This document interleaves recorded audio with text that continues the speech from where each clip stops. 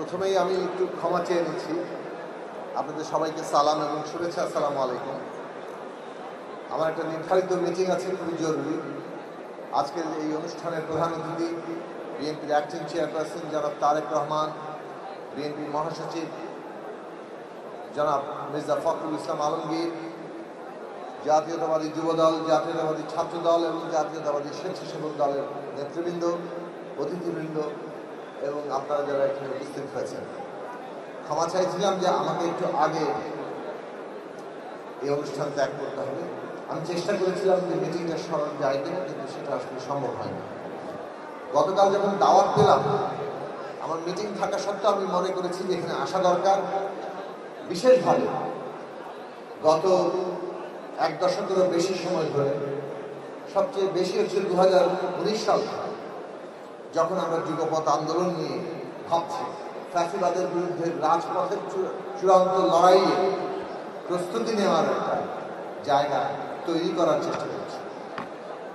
সেই সময় ছাত্রদল, যুবদলের, স্বেচ্ছাসেবক দলের অনেক নেতাকর্মীর সাথে আমার নতুন করে পরিচয় হয়েছে। তাদের অনেকেই সাথে আমাদের অফিসে দেখা হয়েছে, রাস্তায় দেখা হয়েছে, এবং তারা অনেকেই যে অত্যাচারের কাহিনী তারা বর্ণনা করতেন, যে ধরনের নির্যাতন তারা মোকাবেলা করেছে, আজকে আমি দায়িত্ব মনে করেছি যে আজকে এই আন্তর্জাতিক যুব দিবসে যুবদল, ছাত্রদল এবং স্বেচ্ছাসেবক দলের সেই সব নেতাকর্মী, তাদের প্রতি আমাদের অভিনন্দন, ধন্যবাদ জ্ঞাপন করার জন্য। এই ফ্যাসিবাদের প্রবল অত্যাচারের মোকাবেলা করে তারা টিকেছিলেন এবং তারা সংগ্রাম করেছেন এবং শেষ পর্যন্ত জুলাই আগস্ট অভ্যুত্থানে তারা বীরত্বপূর্ণ ভূমিকা রেখেছেন। তাদের অসংখ্য নেতা কর্মী তারা শাহাদাত বরণ করেছে। আজকে সেই কারণে আপনাদের ধন্যবাদ, অভিনন্দন জানাই। ওইখান সূত্র ধরেই কথা বলব। বাংলাদেশে একটা ফ্যাসিস্ট দলকে,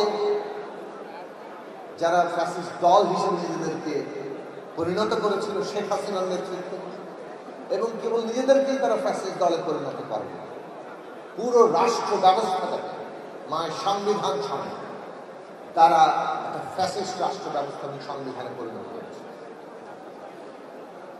আজকে আমরা সেই ফ্যাসিবাদী ব্যবস্থা বদলে একটা গণতান্ত্রিক ব্যবস্থা কায়েম করতে চাচ্ছি, এবং বাংলাদেশের এই মুহূর্তে প্রধান রাজনৈতিক দল, বৃহত্তম রাজনৈতিক দল হিসেবে বিএনপি এবং তার সাথে আপনারা যুক্ত যুবদল, ছাত্রদল এবং স্বেচ্ছাসেবক দল, আপনাদের দায়িত্ব সে কারণে অনেক বেশি।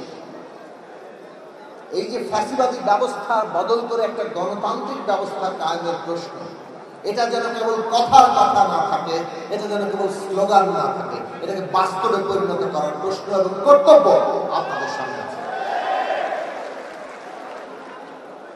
এর অর্থ হচ্ছে যে জুলুমের শিকার আপনারা হয়েছেন, আপনাদের দ্বারা যাতে আর কেউ জুলুমের শিকার না হয়, ওই ওয়াদা আপনাদের করতে হবে।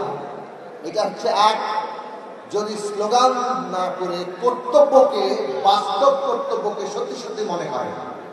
আর দুই, একটা হুঁশিয়ারি দেয়, যুগটা, সময়টা বদলে গেছে। আমাদের জনসংখ্যা, আমাদের তারুণ্য, তার চিন্তার কাঠামোগত বদল ঘটছে।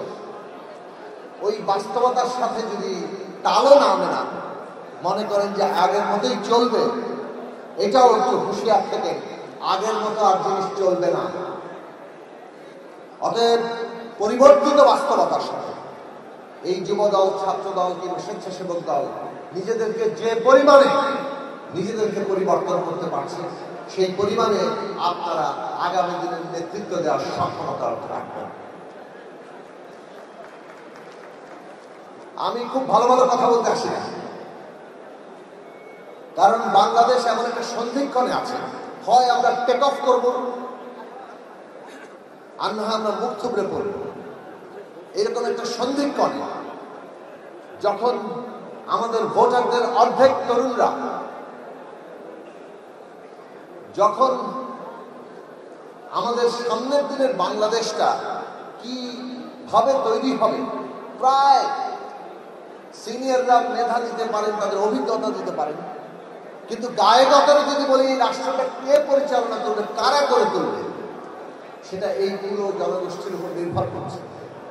সুতরাং এই সংগঠনগুলো কি ভূমিকা রাখছে আগামী দিনে বাংলাদেশের গণতান্ত্রিক ব্যবস্থা সত্যিকার অর্থে আমাদের আকাঙ্ক্ষিত জায়গার কাছাকাছি আমরা পাবো কিনা, ওইটা এই তরুণদের উপর নির্ভর করছে এবং যুবদল, ছাত্রদল, স্বেচ্ছাসেবক দলের উপর নির্ভর করছে।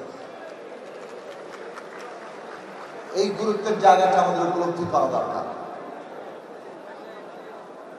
আমাদের তরুণরা রাষ্ট্র থেকে বিচ্ছিন্ন হয়ে পড়েছে। গত 15 বছরে ভোট দিতে পারেনি, তার মানে সে কথা বলার স্বাধীনতা ছিল না। একেবারে আক্ষরিক অর্থে কথা বলার কারণে কতজন যে গুম খুন থেকে শুরু করে রাতের বেলা তুলে নিয়ে গিয়ে বছরের পর বছর জেলখানায় খেলেছেন, সেটা আমরা দেখেছি। যারা রাজনীতি করেছেন তারা তো খেটেছেন। রাজনীতির বাইরে কয়েকজন টেলিভিশন টক শো কিংবা অনলাইনে টক শো হোস্ট করার কারণে রাতের বেলা ধরে নিয়ে গিয়ে বছর পর বছর জেল খেটেছে। কথা বলার স্বাধীনতা ছিল না, ভোট দেওয়ার স্বাধীনতা ছিল। মানে এই রাষ্ট্র যে সিদ্ধান্ত গ্রহণ করে সেখানে তরুণদের কোনো অংশগ্রহণ নেই। অথচ রাষ্ট্রের যদি বলেন যে গায়ে গতরে যারা পরিচালনা করে তারা তরুণরাই। আমাদের এখানে তো তরুণরা, তারুণ্যের বয়স সীমা প্রায় 55 পর্যন্ত ধরা পড়ে। সেই হিসাবে প্রায় প্রজাতন্ত্রের মানে কর্মকর্তাদের বয়স সীমা এখন 58 কিংবা ধরেন 60। তো মোটামুটি তারুণ্য পেরিয়ে গিয়েই তারপরে তারা রিটায়ারমেন্টে চলে যায়। পুরো দেশ অর্থনীতি চালায় যারা, সেই তারুণ্য, তাদের কিন্তু পলিসি মেকিং জায়গায় খুব বেশি অংশগ্রহণ নাই। এমনভাবে সিদ্ধান্ত গ্রহণ চলে এই দেশে, এত কেন্দ্রীভূত, এত প্রায় ব্যক্তি কেন্দ্রে, যে আমরা সর্বস্তরে একটা বিচ্ছিন্নতার জায়গায় থাকি। এবং সেই বিচ্ছিন্নতা একটা বড় জায়গা, যেখানে আমাদের বাংলাদেশের যে বিরাট কর্তব্য এখন সামনে হাজির। আধুনিক বিশ্বের যে চ্যালেঞ্জ আমাদের মোকাবেলা করতে হবে, আগামী 20 বছরের মধ্যে প্রযুক্তিগত এমন পরিবর্তন ঘটবে, আমরা তার সাথে খাপ খাওয়াতে পারবো কিনা, এইটা আমাদের সামনে সবচেয়ে বড় চ্যালেঞ্জ। এই চ্যালেঞ্জ মোকাবেলা করার জন্য যে তারুণ্য দরকার, যে শিক্ষা ব্যবস্থা দরকার, সেটার নীতি নির্ধারণের কাজটাও তলা থেকে কিভাবে অংশগ্রহণের মধ্যে দিয়ে হতে পারে, সেইটা আমাদের নিশ্চিত করতে হবে। ফলে ওই জায়গায় কিন্তু আপনাদের বদলানোর প্রশ্ন আছে। নিজেকে বদলান, তার মধ্যে দিয়ে কিন্তু পুরো দেশটাকে বদলানো যায়। এই কথা বারবার স্মরণে রাখছি যে জাতীয়তাবাদী যুবদল, ছাত্রদল এবং স্বেচ্ছাসেবক দল, তাদেরকে আমরা নতুন করে দেখছি না। আপনাদের একটা ইতিহাস আছে, আপনাদের ইতিহাসে যেমন গৌরবের দিক আছে, তেমনি এমন অবস্থাও আছে যেখানে আপনারা ক্ষমতায় ছিলেন এবং আপনাদের বিরুদ্ধেও অনেক স্লোগান উচ্চারিত হয়েছে। কোন উত্তরাধিকার এখন বহন করবেন? আজকে এই পরিবর্তিত বিশেষভাবে অভ্যুত্থান উত্তর বাংলাদেশে এইটা এই 3 সংগঠনকে ঠিক করতে হবে। এবং আরেকটা জিনিস পরিষ্কার করে এইখানে বলি, যেমন তারেক রহমান আছেন, বিএনপি সিনিয়র নেতৃবৃন্দরা আছেন, বাংলাদেশে অর্থনৈতিক দিক থেকে যে পেট্রোল ক্লায়েন্ট আর বখরাজীবিতার অর্থনৈতিক কাঠামো, যার মধ্যে কোটি কোটি মানুষ, কোটি কোটি তরুণরা এখন পর্যন্ত আছে, তার সাথে রাজনৈতিক দলের যে যোগাযোগ সৃষ্টি হয়েছে, এইটা দিয়ে চাঁদাবাজি বন্ধ করা যায় না।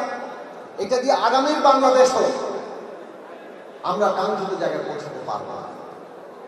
সেজন্য আজকে এটা আশাবাদী করে আমাদের, যখন আমরা দেখি যে শিক্ষা, কর্মসংস্থান, এই সমস্ত প্রশ্নে বিএনপি নতুন করে ভাবছে এবং পুরো তরুণদের তাদেরকে শিক্ষায় শিক্ষিত করা, দক্ষ করে তোলা, তাদেরকে কর্মসংস্থানের জায়গায় নিয়ে যাওয়া, তাদেরকে উদ্যোক্তা হিসেবে গড়ে তোলা, দেশে কিংবা বিদেশে। এই জায়গায় যতক্ষণ না পর্যন্ত আমরা যেতে পারছি, কাঠামোগতভাবে যেভাবে বাংলাদেশের রাজনীতি এতদিন চলেছে, এলাকা এলাকা নিয়ন্ত্রণে রাখো, নিয়ন্ত্রণে রাখার জন্য আমার বাহিনী দরকার, সেই বাহিনীর সাথে রাজনৈতিক দল একাকার হয়ে যাও। এই ব্যবস্থা দিয়ে বাংলাদেশের আগামী চ্যালেঞ্জ কোনটাই মোকাবেলা করা যাবে না।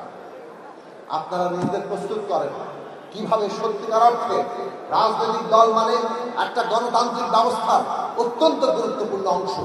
আইন, কিতাব, সংবিধান, এমনকি আইনি কাঠামো আমরা তৈরি করতে পারি বটে, কিন্তু রাজনৈতিক দল যদি ওই গণতান্ত্রিক আইনি কাঠামোর জন্য প্রস্তুত না হয়, তাহলে সেই আইনি কাঠামোতে আমরা গণতন্ত্র কায়েম করতে পারবো না।